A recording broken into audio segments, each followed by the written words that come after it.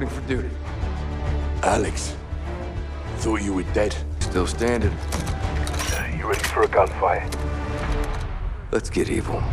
We've been fooled. What's going on, everyone? My name is MrDalekJD, and as you've seen from the title and the Season 3 update, Alex is well and truly still alive and survived the ending of Modern Warfare. And this video is going to dive into the storyline to explain just how he survived it, on top of what this means for the story going forward, and some additional things which you may not have realized. Now, we're going to jump into a lot in this video, so be sure to watch the entire thing so you don't miss out on any of it, and I'd love to know your thoughts in the comments below. And before we get any further, I have to address something which I'm sure many of you are pointing out. Back when Modern Warfare launched, I released a video of a theory that Simon Ghost Riley was Alex, but you can see straight from the cutscene, yeah, they are two separate people. But what my video did do was prove that Alex was going to survive the ending, and here we are 6 months later. So without any further delay, let's jump into how Alex survived the ending of Modern Warfare. Jumping into the final mission of Modern Warfare, Into the Furnace, we see Alex and Farah team up with Price and Garrick, who captured Hidir and got information of Barkov's gas factory in Georgia. Alex was present on sniper duty as Garrick and Price negotiated with Farah to gain their help to destroy the factory, which we know was successful. With assistance from Price's contact Nikolai and US unmarked assets from Laswell, units from the CIA, CAS and ULF assault the factory, with Alex and Farah moving to plant explosives provided by Nikolai in the factory's furnace. As they fight, a heavily armed juggernaut comes out the door that leads to the furnace and starts to assault Alex. Alex and Farah manage to kill the juggernaut, but then after they go into the furnace, Alex reveals that during the fight, the detonator had been damaged and was not usable. It's here that Farah then tells Alex that she will go and ignite the furnace, sacrificing her life for her family and the people of Urzikstan. But Alex negotiates and says that he's always been an assignment his whole life, and this is the first time in his entire life that this will be an action that will satisfy him and something that he believes in. He also explains that someone needs to ignite the furnace and someone needs to kill Barkov, and as Farah in revenge has always wanted to finish Barkov, it made sense. So after a little bit of hesitation, Farah accepts the order and watches on as Alex seemingly sacrifices his own life and later on detonates the explosives along with the charges Alex and Garrick set to destroy the facility. Now, there are many reasons why Alex specifically would have wanted to have done this. His entire life has been nothing but an assignment, and he has had to sacrifice so much of his personal life that the Alex we see today is someone that no longer reflects who he was. And with regards to his position during the Modern Warfare campaign, he worked for the CIA before betraying them to join Farah's forces, which is an act of treason and could be threatened with exile, which is why I believed he faked his death originally, so he could have that freedom of living his own life but still working with Farah and doing what he believed in without the CIA finding out. As we can see from the events after the factory, he didn't leave unscathed, as he lost his left leg and had it replaced with a prosthetic.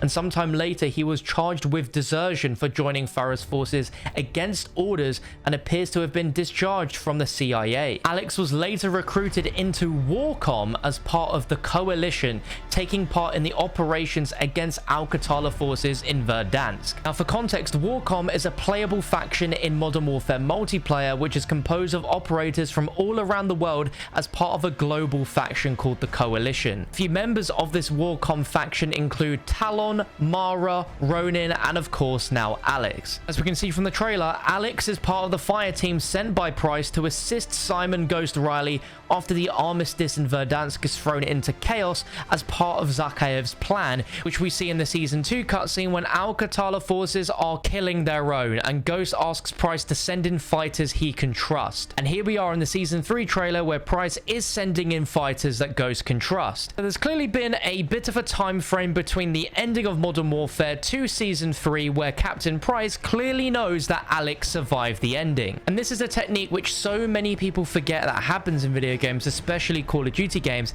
and it's that just because something didn't happen on screen doesn't mean that it didn't happen. And the time frame between Alex sacrificing himself to him being here helping out Ghost is unknown, but what we do know is that Captain Price knows that Alex survived, and in the background with whatever Price is getting up to, has been in contact with Alex and now has got him involved in the Coalition faction. Now, another key moment is when Ghost is saved by Alex. Ghost doesn't hesitate for a moment. He recognizes him straight away. He calls himself Echo 3-1 to Ghost, while Ghost calls him by his name, Alex. Now, just look at the eye expression and the way that Ghost speaks to Alex, like as if he's looking at a literal ghost. Echo 3-1, reporting for duty. Alex, thought you were dead. Still standing. You ready for a gunfight? Let's get evil. A backstory to them, a history that we have not yet been made to know. And man, the idea of a dual partnership between Ghost and Alex is so badass, because there was already a ton of similarities between the two. Hence why I thought that he literally was Simon Ghost Riley, but this man is a literal ghost. He survived the impossible. This man hides his identity by changing his name to suit the situation. And Ghost does the same, but with his appearance. Regardless if these two are not the same person, they have so much similarity that there is way more to their friendship than meets the eye. Like, for all we know, Alex could have met Simon Riley at some point either before the Modern Warfare campaign, during it, or after it in some covert missions that we don't know about. Now, another big talking point about this cutscene is right at the beginning, where we hear Price on the walkie-talkie contacting Simon Ghost Riley, and he interestingly calls him by his actual first name, Simon, not Ghost. So in this Modern Warfare reboot, just like in the ending cutscene, he called him Simon Riley. And just like here, even though we know he's Ghost, he's referenced as Ghost inside of the operators in the menus, he's still referred to by his real name and not his call sign, which is Ghost. So in this Modern Warfare universe, we are actually seeing Simon Riley and not Ghost, quote unquote. Perhaps there is still more to the storyline of the seasons to come to how he will actually be given the Ghost call sign. And something else that's strange that I've seen is that people are hearing something different from this walkie-talkie. Instead of hearing the word Simon, they think that they're hearing the word soap. Now, if this was the case, then perhaps this could be a tease that we might see Soap McTavish return in the next season of Modern Warfare, but I'm pretty confident that I can hear the word Simon and not soap. But what is coincidental is later in the cutscene, when Ghost is climbing up the ladder, we hear him say this line. It's bloody chaos.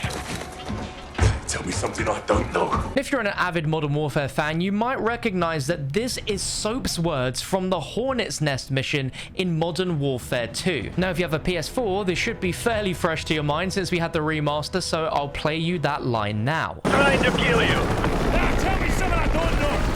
Now, it is a pretty common phrase, and most likely is just a coincidence, but what if it wasn't just a coincidence? It seems as we get a new season for Modern Warfare, we are introduced to another old character returning. In Season 1, we saw a tease of Khalid Al-Assad, who we also saw in the Spec Ops intro cutscene. Season 2, we have Ghost, and Season 3, we have Alex. Who really knows who else that we might see at some point? And with characters being introduced to take place of characters from older games, people are starting to assume that Alex is supposed to be a character from one of the older Modern Warfare games, which is what I theorized all the way back in November as Simon Ghost Riley. Since he's not, he could be another character from the series being rebooted in some way, shape, or form that we just haven't worked out yet. Some people think it could be Gary Roach Sanderson, although he was British. We could also see Joseph Allen, who we played as in Act 1 of Modern Warfare 2. We all know what happened to him there in No Russian. And I have seen some people also suggest Sandman from Modern Warfare 3. But if you're asking my opinion, I really don't know. But all we do know is that the name Alex is not his real identity,